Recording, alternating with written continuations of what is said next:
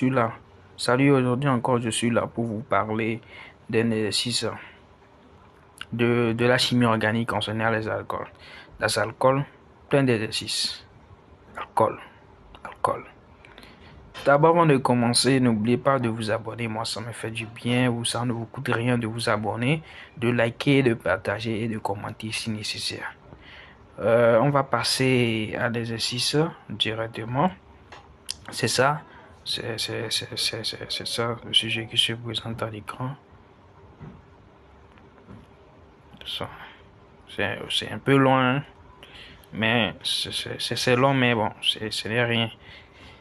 Passons à la question 1. Dit, on considère deux isomères A et B de formule générale CXHYOZ ayant la composition suivante. C'est ça.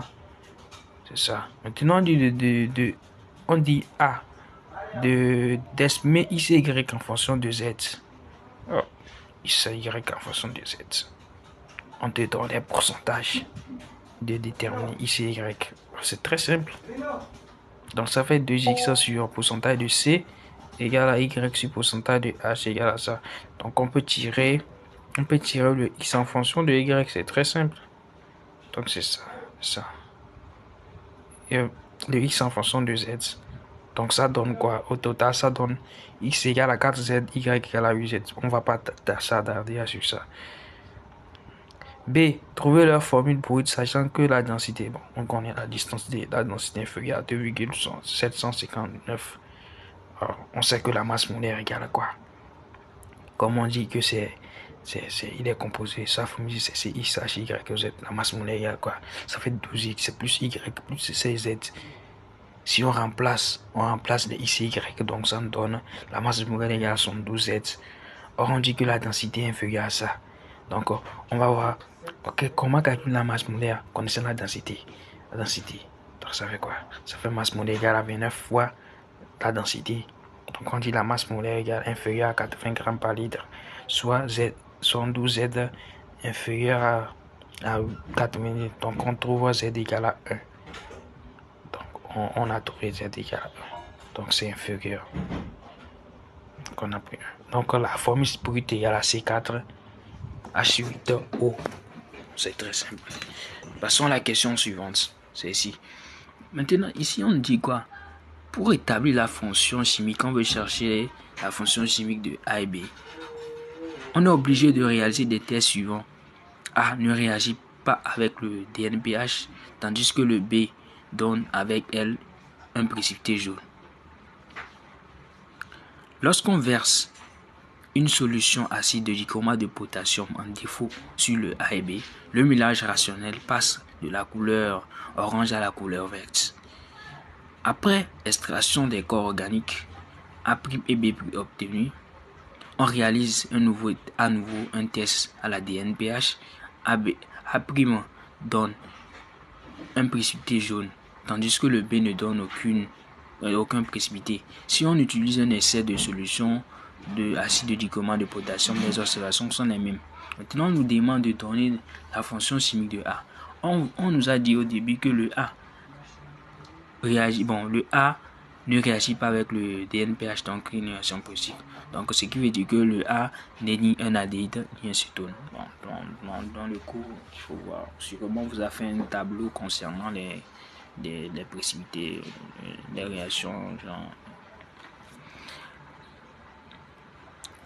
Et aussi, l'oxydation on a dit quoi? On a dit,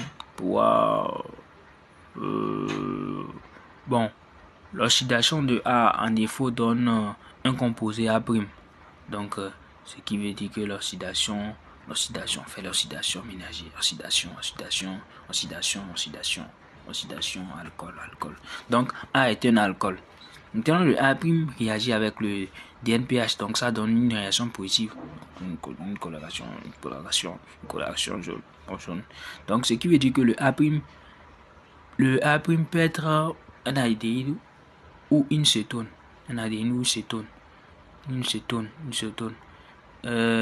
Et aussi, on nous a dit que on fait une oxydation de ça avec le dichromate de sodium. Donc, on veut nous dire que le A' Bon, le A', le A' est une cétone. Le A' est une cétone. Donc, ce qui veut dire que l'oxydation ménagère d'un alcool, d'un alcool secondaire nous donne un cétone. Une cétone. C'est pas un cétone, sorry. Une cétone. Une cétone. Donc, ce qui veut dire que l'alcool, le A est un alcool secondaire. Maintenant, on dit que le B réagit avec le DNPH et donne un précipité jaune.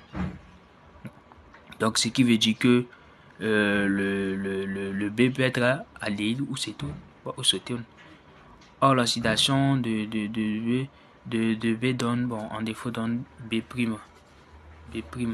Et on dit que le B' ne donne, bon, ne donne aucun précipité, genre, ne donne aucun précipité.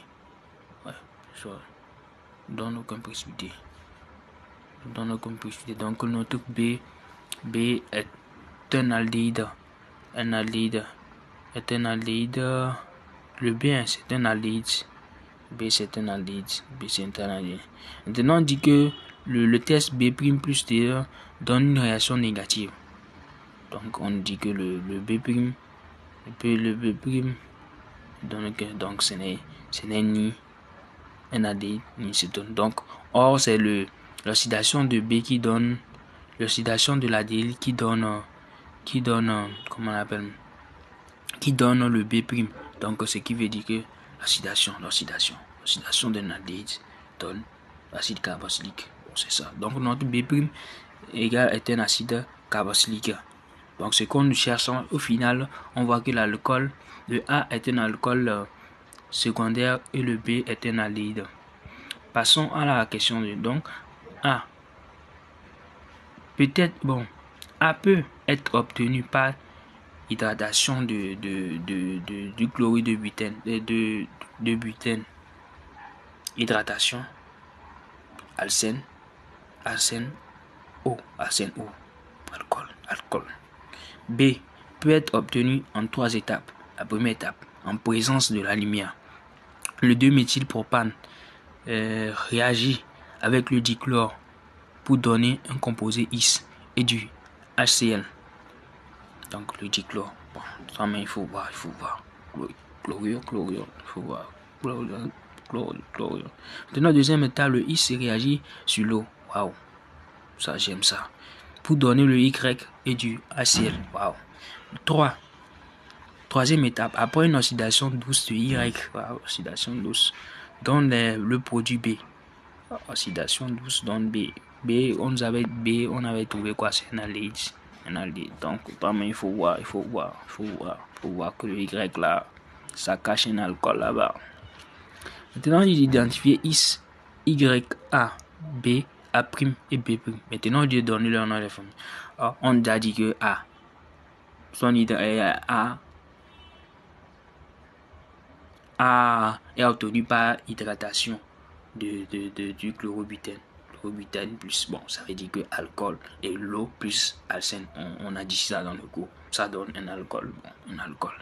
Donc le A, c'est un chlorobutanol. Maintenant, le X, on dit que le 2-méthylpropane réagit avec le dichlore. Donc on trouve un chloro. Donc le dichlore. Toi-même, vois. C'est quoi le 2-chloro? Bon, il faut savoir aussi comment écrire les formules semi-développées. C'est important. Quand on dit le 2-méthylpropane, bon, il faut savoir l'écrire. C'est important. Il faut savoir l'écrire. C'est important. Donc à la fin, on trouve le I, c'est égal à 1 chloro 2-méthylpropane. Maintenant, le Y, on dit quoi? Le Y, son oxydation douce dans le B. Donc, oxydation douce, ça donne le B. Le B, c'est un aldéhyde. On sait que l'oxydation d'un alcool primaire donne quoi? Donne un aldéhyde. Donc, on sent en même temps que le B, on sent que le Y, c'est un alcool primaire. Donc, ça veut le 2-méthylpropane 1-ol. Le B, c'est un aldéhyde. Donc, bon, c'est ça. Ça fait 2-méthylpropanol. Maintenant, le B'. Le B', on avait dit quoi? C'est un acide carboxylique. C'est l'oxydation de B qui donne le B'. Donc ça va être un acide carboxylique. Donc ça va être l'acide 2-méthylpropanoïque. Il faut savoir écrire les formules CB2 et bien les nommer. C'est important. Passons à la question 4. La question 4 dit que on dispose d'un mélange de A. On sait que c'est un alcool secondaire. Le Y, on sait que c'est un alcool primaire. Hein. Si je ne me trompe pas, oui. On procède à son oxydation ménagère en milieu acide par la solution de dichromate de potassium de concentration C0 égale à 0,5 ml par l'heure. Pour oxyder totalement le mélange, il faut un volume V0 égal à ça de la solution de bicarbonate de potassium. On sépare les produits A' et B' obtenus et l'on dissout B' dans l'eau pour avoir un volume V égal à ça. On prélève VA égale à 10 minutes que l'on dose par une solution de sodium de concentration CB.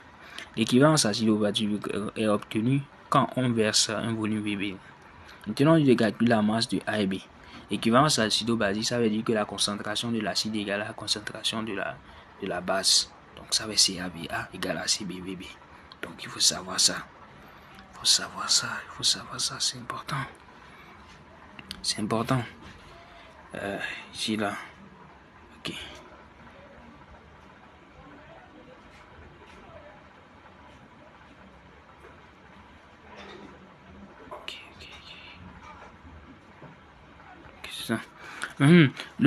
On sait que notre truc là, la masse de Y égale à quoi?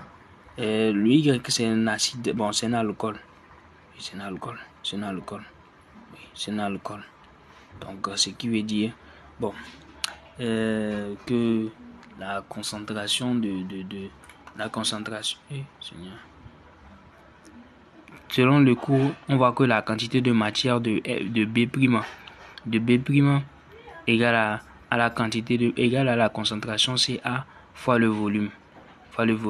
Donc c'est ça qui est égal à aussi, bon c'est ça, la quantité de matière de B' égale à la quantité de matière de Y. Ça c'est normal. C'est logique. La quantité de matière, c'est le B. Le B', on nous a dit quoi? Le B' c'est quoi? C'est l'acide carboxylique. Le Y c'est l'alcool. Donc ça fait la relation stoichiométrique, donc ça fait la quantité de ça égale à la quantité de ça. Donc et après tout, on c'est fini, hein. Ça passe.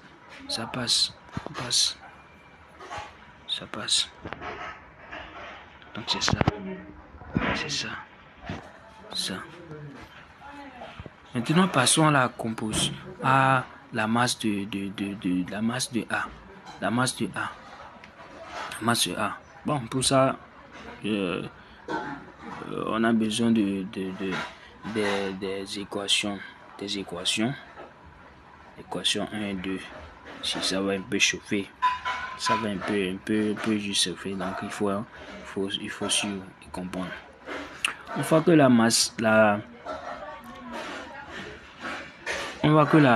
masse, molaire et la quantité de matière de la solution 1 du dichromate de calcium égale à la quantité de matière de A sur 3. De matière sur 3. Donc ça va être ça. Même. Oh non, c'est ça. Oh, désolé, sorry. Ça fait ça et ça.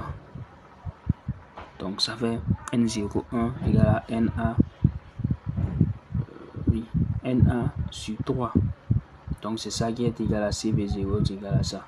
Or, pour calculer le volume V0, on a parce que le dichromate de calcium est utilisé dans les deux solutions. Donc la solution 1 au niveau de A, la solution B au niveau de 1. Donc ça nous donne V01 plus V02. Or, au niveau de 2, on voit que la quantité de matière, ça.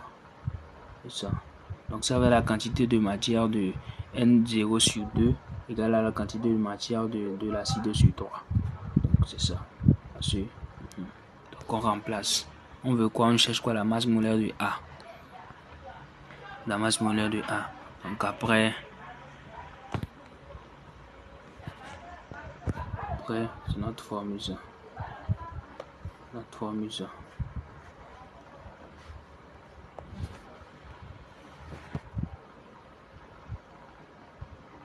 Formule ça. Formule ça.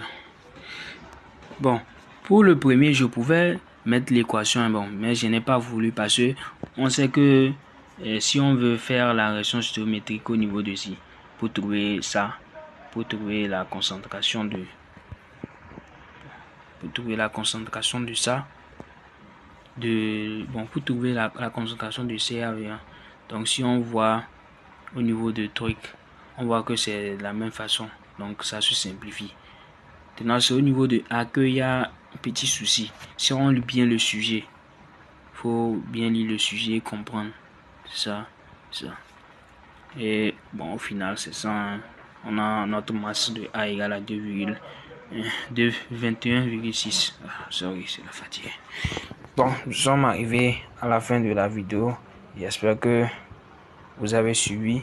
Et si vous avez des inquiétudes, mettez-les dans les commentaires. Et n'oubliez pas de vous abonner. Et je vais vous mettre aussi un lien dans la description qui vous permettra de télécharger le sujet de la correction. Bon, c'est parti pour la prochaine fois.